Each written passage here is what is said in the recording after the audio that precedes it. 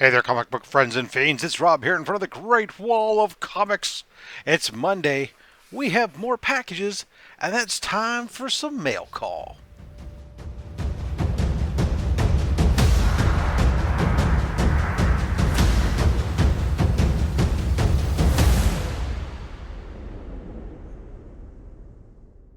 All right, so we got some packages here. We're going to take a look and see what we got. As usual, we'll start off with a couple raw things, and we'll get into some slappy boys, as I like to say. Um, First up, this is a commission return. Um, I honestly don't remember how I found this individual. It's I was on Instagram and I can't remember. Somebody had either recommended him to me, or maybe they came up in my feed somehow doing some stuff. Anyways, I was really kind of impressed with some of their work, so I reached out, or I took a look at their website, and they had you could sign right up for commissions, and the commissions were very reasonable for a full body, full color. I think I paid like I think it was like around $100, maybe slightly more, but not much. And this was for full body, full color, and it included a a free sketch card, and you're going to get a link to a video of the recording over time and stuff. So I'm just going to take this out of this bag. There's a whole bunch of goodies in here. All right, so first up, let's see what we got here. I get a little certificate of authenticity. It's hereby a certificate of the item of memorabilia which company's document has been hand signed by the artist of authenticity. Authentic, okay. Um, and this was a little thank you card here for order for short. So this was showtellarts.com. So if you want to check it out for yourself, check out showtellarts.com if you like what I'm about to show you, and you check that out. A couple little stickers, and then it looks like interesting. So it looks like you got a little rough sketch. I don't want to give it away what you're about to see, but a little rough sketch, pencil sketch. I'll show that afterwards there. But then you get a free sketch card, and so I got Adam Strange.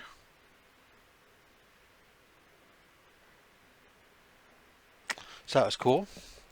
So I decided I've been wanting for a while. I've been wanting to get a Gwenom sketch cover, and so that's what I reached out to Showtell Arts. I said, hey, you know what? Let's do this. We talked about it. I said I wanted it dynamic. This is my restrictions. I said I want full body, I want color, and I want it to be dynamic. Because I didn't want just a Gwenom posed. And so, sure enough, and this is really what I call ultimately dynamic, because she's even upside down. But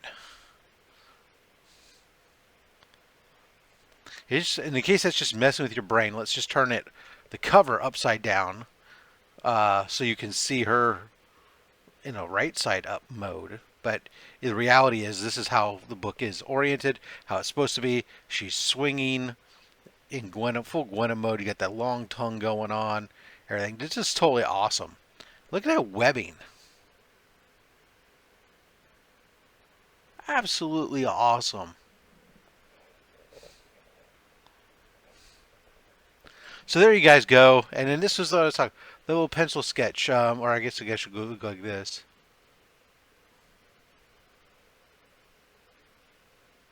Yeah, it's not going to focus for me.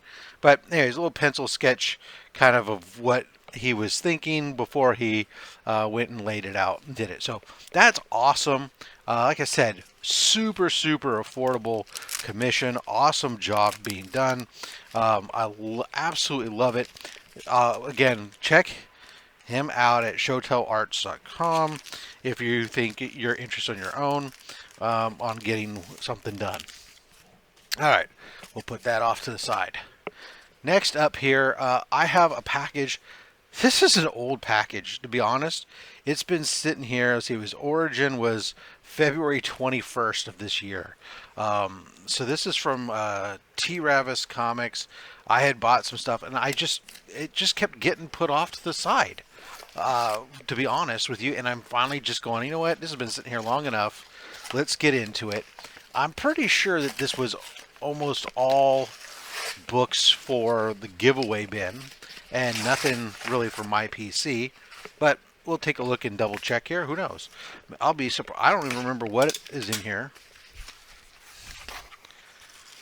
And all right, so we got some books. Gemini out of the way. Painter's tape. And some painter's tape. All right, let's just go for this way. First up, book up. Oh, yeah, this is a nice one. It's got, what's it got? Price tag? Look at price tags on these things, man. Well, I guess we'll know how much I paid for them. I'm not going to pull them all off. Mr. Miracle, $3. The Flash Rebirth, cool cover. Warlock and the Infinity Watch.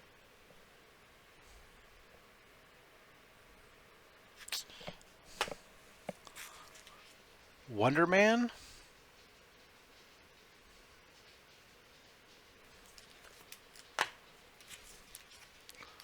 Warlock Chronicles #1. And New Warriors #1.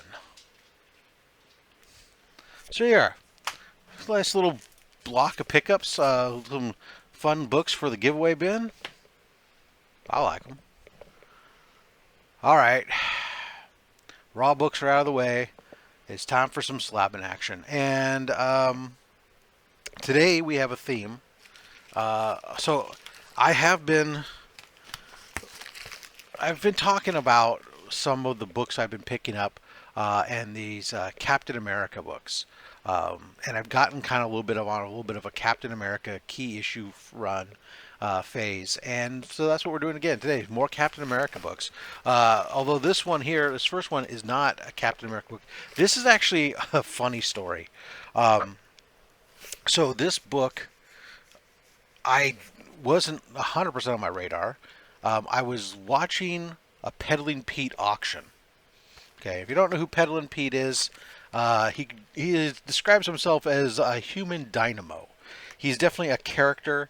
I've never met anybody who hosts auctions quite the way that he does, in that he likes to berate and his customers and then complain about why nobody buys shit from him. I don't think he correlates. He thinks he's being entertaining, and that's why people come to see him, is to be entertaining. Although I'm there to buy comics, and he also seems to think that 99% of his buyers there are there to flip and resell, and so he only thinks that value is the only thing that matters, and not that if you're not buying, it's not because it just doesn't fit your PC. Anyways, one night we're watching things, and he has some books that he's got up that he's auctioning as buy it nows. He's got one that's going on as an auction, and he's got some books laid out on the table. I've been sitting there waiting and waiting for one book to come up. He's done. It hasn't come up. I'm getting ready to tap out of the whole scenario, and he's bitching and complaining again that nobody's bidding or doing anything. So I look up the book that is on the table that I'm interested in, and I see that the gray, he has it in a 4.5, and I see that the books around it have sold for anywhere from like 175 to 200, and I think $200 was the high end, for the grade, plus or minus half a grade of recent sales, no less. So I throw out there in the chat, I say, hey Pete, I'm getting ready to leave, but if you want to make, you want quick money, I'll give you $200 for this book. And dude, you would have thought I just told him I offered him $1 for it. He got so insulted. He says, "Yeah, I bet you would," and he starts going off on me about this, that, or the other thing about offering it. And I said, hey, I'm just basing my price based off of what the current market is or whatever. And he says, I don't give a crap, blah, blah, blah, blah. Later on, he sends me a message, private message, saying that he appreciates me as a customer and that, but I shouldn't be throwing out prices like that in an auction. It's disrespectful, and that I should just sit there and wait for something to come up. And if I don't agree with the price, just don't buy it. Don't make offers. That if you're making an offer, that's insulting somehow or undermining his selling. I disagree, but I said, fine. Hey, dude, it's your channel, your auctions. You do it how you want. So I was a little bit of a rage though, man. I was upset. I was bothered that he wouldn't sell me this book for market price. That he thought I was so undersold. And so I went and I looked, and I ended up finding that same book for $25 more than the 200 I offered. So $225. Instead of getting a 4.0, I went and grabbed it in a 7.0. So in other words, thank you, Pete, for me not picking up this book, because if I had, I would have had a lowly 4.0, and instead for an extra 25 bucks, I got a 7.0 of Tales of Suspense 65. This is the first Silver Age appearance of the Red Skull. Lots of stuff going on there. It's a great cover.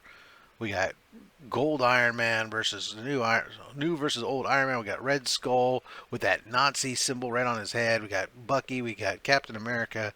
Great stuff. TOS number 65 from 1965 and a 7.0. Yeah.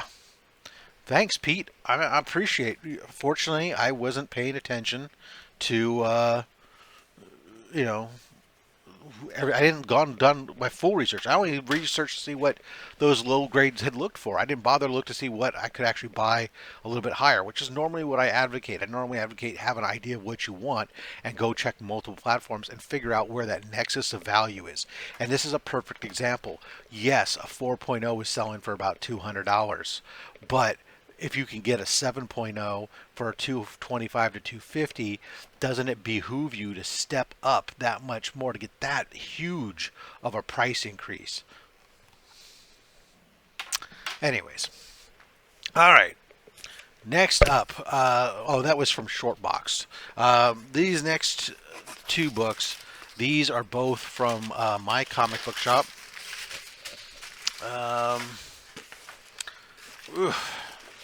All right. So let's take a look at these. These should be, yeah. I don't know which one's which here, but oh, actually I do. It says right on the side of it.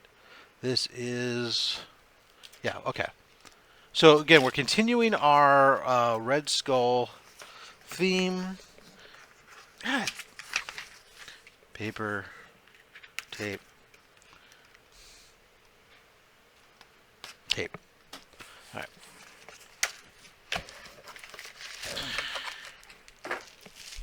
It's amazing how so much packaging. Oh, this one's got a really bad wrap to it. Holy cow.